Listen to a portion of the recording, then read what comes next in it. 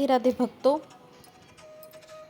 3 जुलाई को आषाढ़ माह के कृष्ण पक्ष की कृष्ण पिंगल संकष्टी चतुर्थी है। स्कंद पुराण के अनुसार ये व्रत समस्त संकटों का नाश कर व्यक्ति को परम सुख प्रदान करता है। सूर्योदय से शुरू होने वाले इस व्रत की समाप्ति चंद्रोदय पर ही होती है।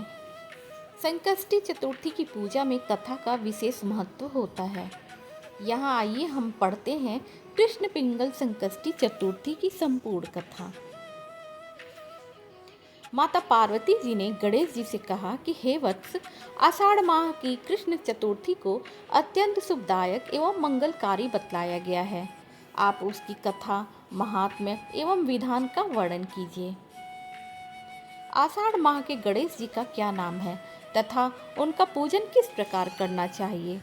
गणेश जी ने उत्तर दिया, हे माता, पूर्व काल में इसी प्रश्न को युधिष्ठिर ने पूछा था तथा उन्हें जो भगवान श्री कृष्ण ने उत्तर दिया था मैं वही वर्णन कर रहा हूँ, आप सुनिए। श्री कृष्ण ने कहा, हे निपश्रेष्ठ युधिष्ठिर, गणेश जी की प्रीतिकारक, विघ्ननाशक तथा धर्म ग्रंथों में वर्णित कथा कह रहा हूँ, आप सुने। हे कुंती पुत्र, आषाढ़ कृष्ण चतुर्थी के गणेश जी का नाम कृष्ण पिंगल है। भगवान कृष्ण पिंगल का पूजन शास्त्र सम्मत विधि से ही करना चाहिए। हे महाराज, द्वापर युग में माहिष्मती नगरी का महिजीत नामक राजा था। वह बड़ा ही पुण्यशील एवं प्रतापी राजा था। वह अपनी प्रजा का पालन अपनी संतान की भांति करता था, किंतु स्वयं संतानहीन होने के कारण राजा को समस्त प्रकार के राजपाट आदि के वैभव से भी सुख का अनुभव नहीं होता था। वेदों में निसंतान का जीवन व्यर्थ माना गया है। यदि संतान विहीन व्यक्ति अपने पितरों के निर्मित तर्पण आदि कर जल दान देता है तो उसके प्रीतिगण उस जल को ग्रीष्म जल के रूप में ग्रहण करते हैं। इसी असमंजस में राजा का बहुत समय व्यतीत हो गया। उन्होंने संतान प्राप्ति के उद्देश्य से नाना प्रकार के तप, दान और यज्ञ आदि कर्म संपन्न किए, किंतु राजा को संतान सुख की प्राप्ति नहीं हुई। समय व्यतीत होता चला गया और राजा की आयु क्षीण होती गई। राजा वृद्ध हो गया, किंतु उसे संतान न प्राप्त हुई। उसके पश्चात राजा ने विद्वान ब्राह्मणों, ज्ञानी जनों एवं प्रजा से इस विषय पर विचार विमर्श करने का निश्चय किया। राजा ने कहा, हे ब्राह्मणों तथा प्रजाजनों, हम तो संतानहीन ही रह गए, अतः मेरी क्या गति होगी? मैंने जीवन में तो किंचित भी पाप कर्म नहीं किया। मैंने कभी अत्याचार द्वारा किसी के धन एवं स्त्री का हरण नहीं किया। मैंने तो सदैव प्रजा का पुत्रवत पालन किया तथा धर्माचरण द्वारा ही शासन किया है। मैंने चोर डाकुओं तथा दुष्टों को दंडित किया है। सदैव इष्ट मित्रों के भोजन की व्यवस्था की है। गौ ब्राह्मणों का हित चिंतन करते हुए शिष्ट पुरुषों एवं सदाचारियों का आदर सत्कार किया है। मुझे संतान प्राप्त न होने का क्या कारण है? विद्वान ब्राह्मणों ने कहा कि हे महाराज, हम लोग वह सभी प्रयत्न करेंगे जिससे आपके वंश की वृद्धि हो। इस प्रकार कहकर सभी राजा को संतान प्राप्ति हेतु किसी युक्ति पर विचार करने लगे। सारी प्रजा राजा के मनोरथ की सिद्धि हेतु ब्राह्मणों के साथ वन में चली गई। वन में उन लोगों को एक श्रेष्ठ मुनि के दर्शन हुए। वे मुनि श्रेष्ठ निराहार रहकर कठोर तपस्या में लीन विराजमान थे। ब्रह्मा जी के समान वो आत्मजित, क्रोधजित तथा सनातन पुरुष थे।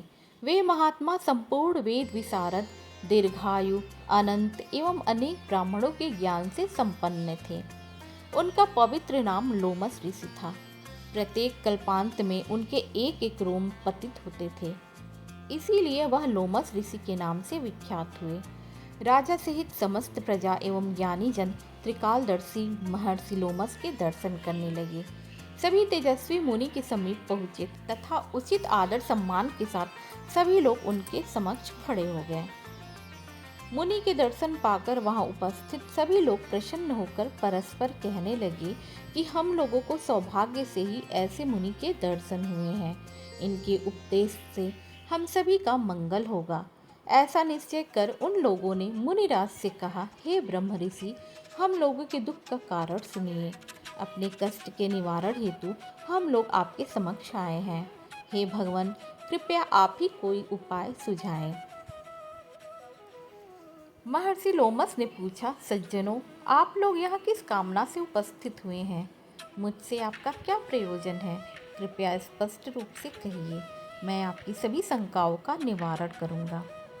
प्रजाजनों ने उत्तर दिया, हे मुनिवर, हम महिष्मती नगरी के निवासी हैं। हमारे राजा का नाम महिजीत है। वह राजा ब्राह्मणों का रक्षक, धर्मात्मा, दानवीर, सूरवीर एवं मधुरभाषी हैं। उस राजा ने हम लोगों का पालन किया है, परंतु ऐसे उत्तम राजा को आज तक संतान प्राप्ति नहीं हुई है। हे भगवान, माता पिता तो केवल जन्मदाता ही होते हैं, किंतु राजा ही वास्तव में पोषक एवं संवर्धक होता है। उसी राजा के निमित्त हम लोग इस सघन वन में उपस्थित हुए हैं। हे महर्षि, आप कोई ऐसी युक्ति बताइए जिससे राजा को संतान की प्राप्ति हो, क्योंकि ऐसे गुणवान राजा को कोई पुत्र न हो यह बड़े दुर्भाग्य का विषय है। हम लोग परस्पर विचार विमर्श करके इस घनघोर वन में आए हैं। उनके सौभाग्य से ही हम लोगों ने आपका दर्शन किया है। हे मुनिवर, किस व्रत, दान, पूजन आदि अनुष्ठान कराने से राजा को पुत्र होगा? आप कृपा करके वर्णन करें। प्रजा की बात सुनकर महर्षि लोमस ने कहा, हे भक्तजनों, आप लोग ध्यानपूर्वक सुनो। मैं संकट नाशन व्रत का वर्णन कर रहा हूँ। यह व्रत निसंतान को संतान और निर्धनों को धन प्रदान करता है। आषाढ़ कृष्ण चतुर्थी को कृष्ण पिंगल नामक गणेश की पूजा करें। पूर्वोक्त विधि से राजा व्रत करके श्रद्धा पूर्वक ब्राह्मण भोजन करावें और उन्हें वस्त्र दान करें। गणेश जी की कृपा से उन्हें अवश्य ही पुत्र रत्न की प्राप्ति होगी। महर्षि लोमस की यह बात सुनकर सभी लोग करबद्ध होकर उठ खड़े हुए। नतमस्तक होकर दंडवत प्रणाम करके समस्त प्रजाजन नगर में लौट आए। प्रजाजनों ने वन में घटित सभी घटनाओं का वर्णन राजा के समक्ष किया। प्रजाजनों की बात सुनकर राजा बहुत ही प्रसन्न हुए तथा उन्होंने श्रद्धापूर्वक विधिवत गणेश चतुर्थी का व्रत करके ब्राह्मणों को भोजन, वस्त्र आदि का दान दिया।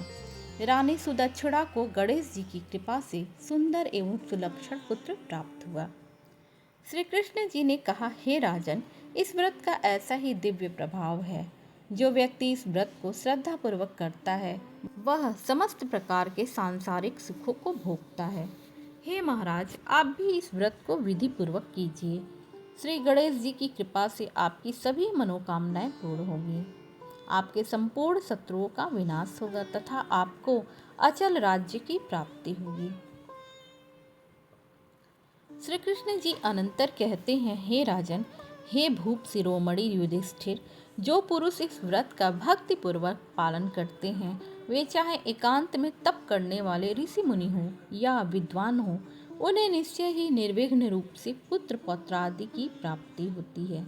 भगवान गणेश की इस पावन कथा का पाठ एवं श्रवण करने वालों को समस्त कार्यों में सिद्धि प्राप्त होती है तथा विघ्न बाधाओं का निवारण होता है।